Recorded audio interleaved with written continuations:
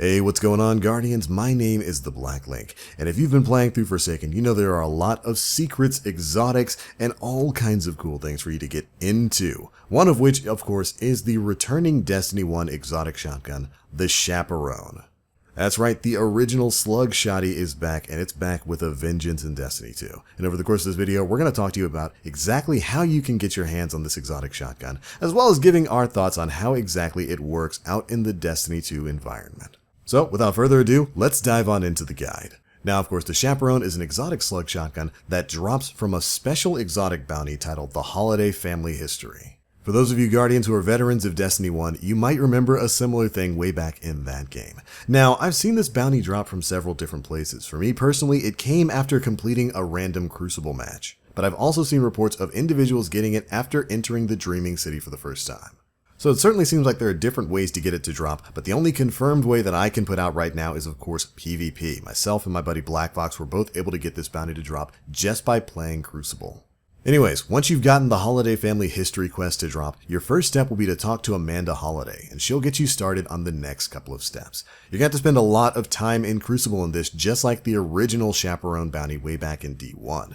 And of course, the first step is going to require that you get 20 shotgun kills in the Crucible.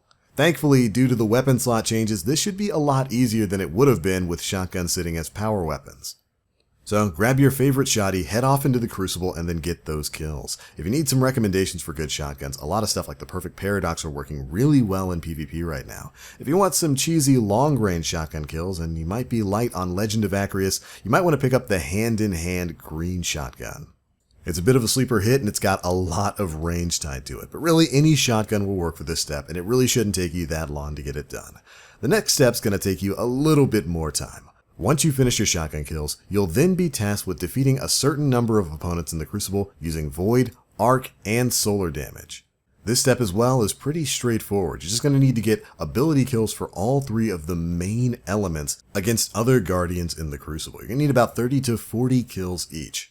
And while that might seem like a lot, you'll notice it's going by a lot quicker than you might expect when you match up your elements. Change your subclass to Void or Arc or Solar or whatever it is you're going for, and make sure you're matching your heavy and special weapons to that element as well. You should be able to burn through each of these individual elements within a couple of Crucible games. It really only took me like 2 to 3 games to get all of these kills done. Then, once you finish that, congratulations, you're on to the final step of this bounty. This is going to require that you get 15 Guardian kills in Gambit.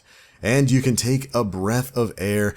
It's not going to be like the Ace of Spades bounty where you need to get specifically hand cannon kills against intruders. Any Guardian kills you get, whether they're kills while you're invading the enemy team's field or when somebody is invading you, will count towards these 15 kills. So it really shouldn't take you too long at all to get this part done. But once you've gotten those 15 kills, congratulations. Return to the tower, head back to Amanda Holliday, and she will gift you with the D2 version of the exotic shotgun, the Chaperone. And there you go, Guardians, it is as simple as that. Now let's take a look at the Chaperone itself and talk a bit about how it performs within Destiny 2. Now, perk-wise, it's got the Precision Slug, where it fires a single slug precision round. No spread shots here, you're going to need to land your slug on the target. It's also got Hammerforged rifling for increased range, accurized rounds for further increased range, and its special trait, the Roadborne. Precision kills briefly grant bonus handling, range, and precision damage with this weapon. This is the bread and butter of the Chaperone. You can already see that the range on this thing is maxed out. You can actually push it beyond the normal limits of shotguns with the Roadborne perk, but it's all about precision hits. This weapon can be very strict with its viability, especially in Crucible, based on the skill of the actual wielder. Now, of course, its final perk is Hand-Laid Stock, which gives it increased stability. So how does this thing handle out in PvP? Well, actually not too bad. You can kind of cross-map people with the Chaperone there. It feels a lot like it did back in Destiny 1. And for the most part, it's kind of hard to explain. The Chaperone is a very good weapon. It's capable of some really great plays, but you have to really be on point with your precision hits with this in order to really maximize its utility. Guys like, Shake from Destiny Funpo are going to love this weapon. I think he used to use it back in D1 as well, so did I. It's not that great in PvE. We'll get that part out of the way. You're going to do a lot better with other shotguns like the Ikelos shotgun or the Perfect Paradox or really anything else.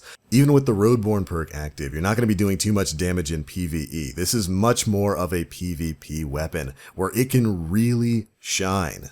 But if you've got the Chaperone, you're going to have to change your mindset when it comes to the way you shotgun rush. If you're a shotgun ape, if you just kind of rush in and push that buckshot directly into center mass, the Chaperone is probably going to feel pretty bad for you because center mass, it's a 2-tap. That 2-tap is generally pretty quick. You're going to be able to take out people using, normal kinetic primaries and whatnot. But if you're going up against another shotgun rusher, you both put a shot into center mass, that other shotgun rusher is probably going to win. So you have to take a bit more of a tactical approach with the Chaperone. You got to abuse its range and abuse its handling.